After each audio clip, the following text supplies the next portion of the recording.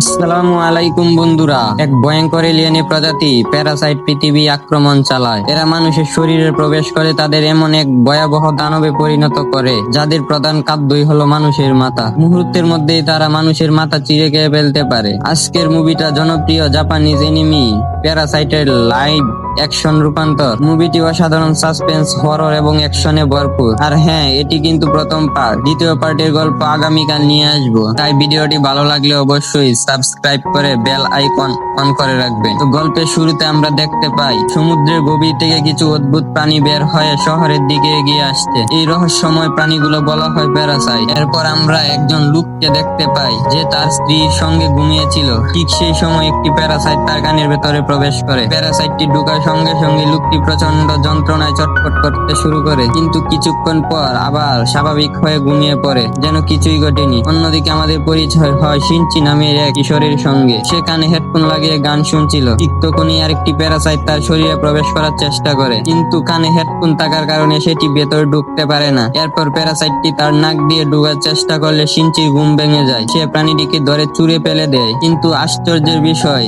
প্রাণীটি আবারও তার দিকে এগিয়ে আসতে থাকে। ভয়ে শিনচি একটি বই দিয়ে সেটিকে আঘাত করার চেষ্টা করে। ঠিক তখনই প্যারাসাইটটি তার হাতে কামড় বসিয়ে শরীরের ভেতর প্রবেশ করে এবং ধীরে ধীরে উপরের দিকে এগোতে শুরু করে। প্যারাসাইটটা হাতের ভেতর ঢুকে যাওয়ার পর শিনচি ভীষণ আতঙ্কিত হয়ে পড়ে। সে দ্রুত একটি দড়ি দিয়ে নিজের হাত শক্ত করে বেঁধে ফেলে, যাতে প্রাণীটি শরীর অন্য কোথাও ছড়িয়ে যেতে না পারে, কিন্তু তবু তার অসহ্য যন্ত্রণা হতে থাকে।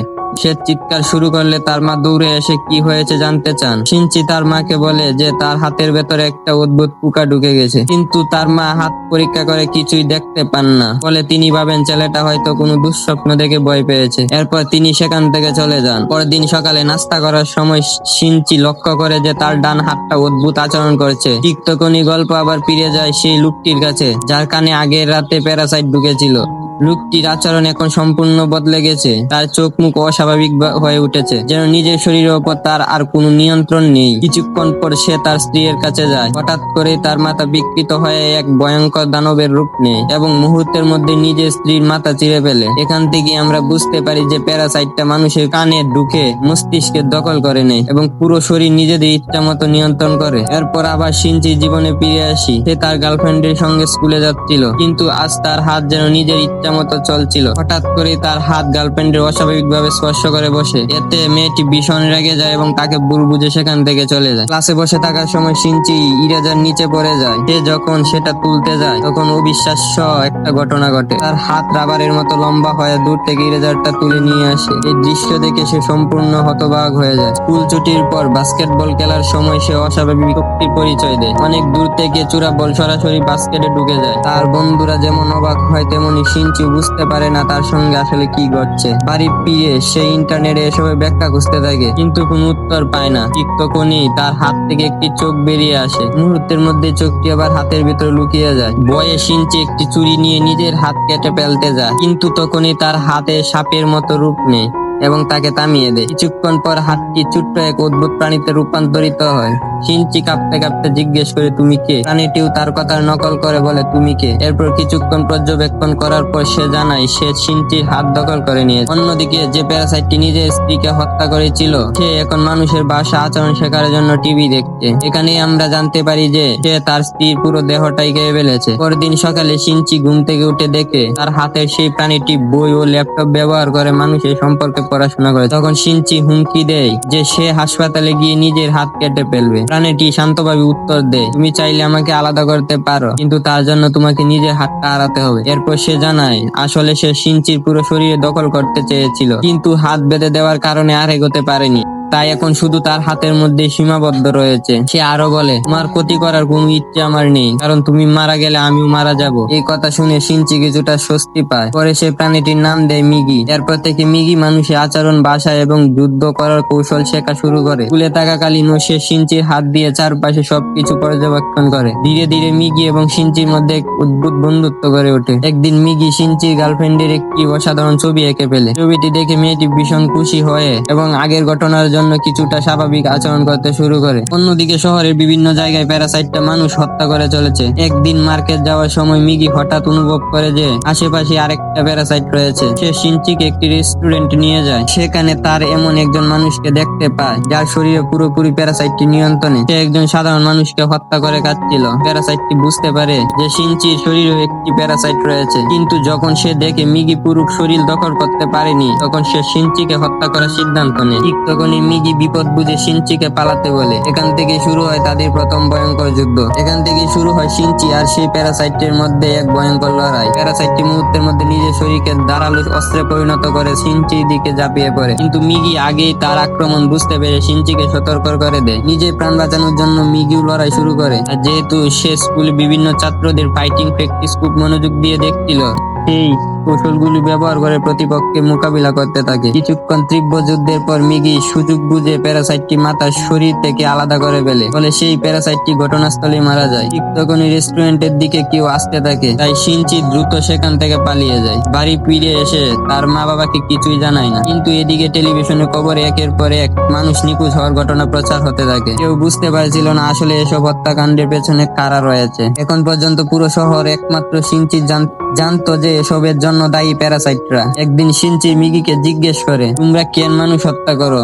মিগি শান্তভাবে উত্তর দেয়, যেমন মানুষ বাঁচার জন্য পশু পাখি খায়, তেমনি আমাদের অস্তিত্ব টিকিয়ে রাখতে মানুষের মাংস দরকার। আমাদের এইভাবেই সৃষ্টি করা হয়েছে। তবে সে এটাও জানায় যে যেহেতু সে শিনচি শরীরের সঙ্গে একত্রিত হয়ে গেছে, তাই শিনচি যা খায় সেখান থেকে সে প্রয়োজনীয় শক্তি পেয়ে যায়। ফলে মানুষের মাংস খাওয়ার আর তার প্রয়োজন হয় না। পরদিন স্কুল গিয়ে শিনচি অনুভব করে যে আশেপাশে আবারও কোনো প্যারাসাইট রয়েছে। কিছুক্ষণ পর সে জানতে পারে সেই ব্যক্তি আর কেউ নয়, তাদের নতুন শিক্ষক রাইকো তামিয়া। রাইকো বুঝে যায় যে শিনচির সঙ্গে একটি প্যারাসাইট যুক্ত রয়েছে। স্কুল ছুটির পর রাইকা তাকে আলাদা করে ডেকে কথা বলে। সে জানায় মানুষের সমাজকে বুঝতে এবং তাদের সঙ্গে মিশে থাকতে সে শিক্ষা তার চাকরি নিয়েছে। এরপর সে আরো অবাক করার একটি তথ্য দেয়। সে বলে আরেকটি প্যারাসাইটের সঙ্গে মিলে সে নিজেকে গর্ভবতী করেছে, কারণ সে জানতে চায় দুই প্যারাসাইটের মধ্যে জন্ম নেওয়া সন্তান মানুষ হবে নাকি প্যারাসাইট। এরপর রাইকো শিনচির সঙ্গে আরো দুই প্যারাসাইটের পরিচয় করিয়ে দেয়। একজন ছিল হাই স্কুলের ছাত্র এবং অন্যজন একজন পুলিশ অফিসার। তারা সবাই মিলে একটি গোপন দল তৈরি করেছে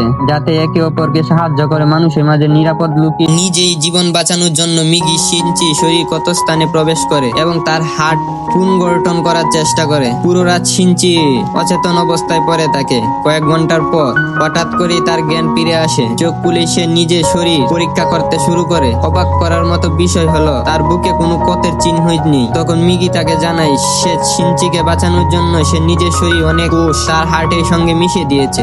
এর ফলে শিনচির জীবন বেঁচে গেলেও তার শরীরে এখন মিগির কিছু অংশ স্থায়ীভাবে থেকে গেছে। আর এই ঘটনার পর থেকে শিনচি ভেতরে এক বিশাল পরিবর্তন দেখা যায়।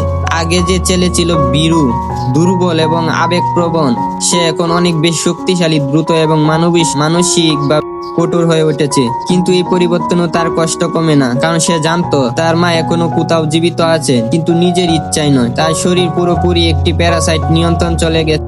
এই চিন্তায় তাকে প্রতিশোধে আগুনে জ্বালিয়ে তুলতে থাকে। পরদিন থেকেই সে প্যারাসাইটটি খুঁজতে বের যে তার মায়ের শরীর দখল করে নিয়েছে। কিন্তু অনেক খোঁজাখুঁজির পরও সে তার কোনো সন্ধান পায়। একদিন শহরে একটি জনসমাবেশে গিয়ে সে এক ভয়ঙ্কর সত্য জানতে পারে। সেখানে একজন রাজনীতিবিদ জনগণের কাছে ভোট চাইছিল, কিন্তু তাকে দেখে মিগি বুঝতে পারে যে লোকটি আসলে একজন প্যারাসাইট। এই খবর শুনে শিনচি আতঙ্কিত হয়ে পড়ে, কারণ যদি একজন প্যারাসাইট রাজনৈতিক ক্ষমতা দখল করতে পারে তাহলে পুরো শহরে বিপদে মুখে পড়বে। এদিকে স্কুল নতুন করে বিপদ নেমে আসে। রাইকো তামিয়ার দলে সেই প্যারাসাইট ছাত্রকে শিনচি স্কুলে ভর্তি করানো হয়। তার কাজ ছিল সবসময় শিনচির ওপর নজর রাখা। বাইরে থেকে সে সাধারণ ছাত্রের মতো আচরণ করলেও বাস্তবে সে ছিল অত্যন্ত বিপজ্জনক। এদিকে মিগি ধীরে ধীরে দুর্বল হয়ে পড়েছিল, কারণ শিনচিকে বাঁচানোর জন্য তাকে নিজের অনেক শক্তি ব্যয় করতে হয়েছে। এক রাতে মিগি জানায় এখন থেকে তাকে প্রতিদিন কয়েক ঘন্টা ঘুমাতে হবে, আর সে ঘুমিয়ে থাকলে শিনচিকে নিজের নিরাপত্তার দায়িত্ব নিজেকে নিতে হবে। এই কথাগুলো বলে মিগি গভীর ঘুমে তলিয়ে যায়। ঠিক সেই সময় পুলিশ প্যারাসাইটটির ব্যাপারে গুরুত্বপূর্ণ তথ্য আবিষ্কার করে। তারা জানতে পারে কোন মানুষের শরীর প্যারাসাইট থাকলে তার মাথা থেকে একটি চুল চিরে নিলে সেই চুল জীবন্ত প্রাণীর মতো নড়াচড়া করে। এই তথ্য পুরো শহরে ছড়িয়ে পড়ে এবং এই ছোট্ট তথ্যই খুব শিগগিরই এক ভয়াবহ ঘটনার সূচনা করতে চলছিল, কারণ স্কুলে একটি সাধারণ মজার ঘটনা হঠাৎ করেই বহু মানুষের মৃত্যুর কারণ হয়ে দাঁড়াবে। পরদিন স্কুলে একটি আর্ট প্রতিযোগিতার আয়োজন করা হয়। স্কুলে প্রায় সব ছাত্রছাত্রী সেখানে উপস্থিত ছিল। শিনচির গার্লফ্রেন্ডও সেই অনুষ্ঠানে অংশ নিয়েছিল। সবকিছু স্বাভাবিকভাবেই চলছিল, কিন্তু হঠাৎ করে একটি মেয়ে মজা করার চলে নতুন ট্রান্সফরমার হওয়া ছাত্রটি মাথা থেকে একটি চুল টেনে চিড়ে ফেলে। আর ঠিক তখনই ঘটে যায় অবিশ্বাস্য ঘটনা। চেহারা চুলটি মাটিতে পড়ে জীবন্ত কোনো প্রাণীর মতো নড়াচড়া করতে শুরু করে। ঘটনাটি দেখে আশেপাশে থাকা সবাই ভয়ে চিৎকার করে ওঠে।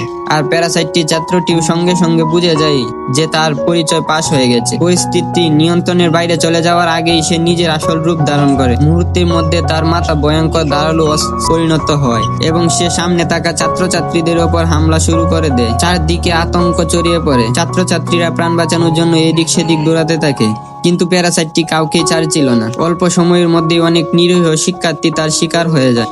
রাগে সে একটি বোমা ছুড়ে মারে এবং দ্রুত সেখান থেকে সরে যায়।